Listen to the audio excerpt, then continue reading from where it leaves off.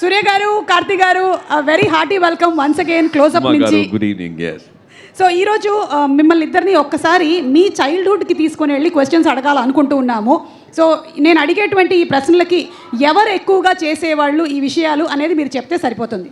Okay, so first చిన్నప్పుడు మీ ఇద్దరిలో అబద్ధాలు ఎక్కువగా ఎవరు చెప్పేవాళ్ళు? అబద్ధాలు స్టోరీస్ చెప్తున్నాను, అది అబద్ధం అని చెప్తే నాకే నేనేం చేయగలను? అది స్టోరీస్, అది అబద్ధాలు కాదు. ఓకే, మీరు దీనికి సమాధానం ఏం చెప్పలేదంటే కార్తీ గారు అన్నట్టేనా?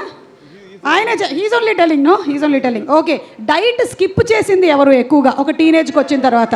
చూడండి, ఇద్దరు చూడండి. టీనేజ్ కాదు, after 25 I started knowing about diet. Okay, body is not made in the gym and body is made in the kitchen.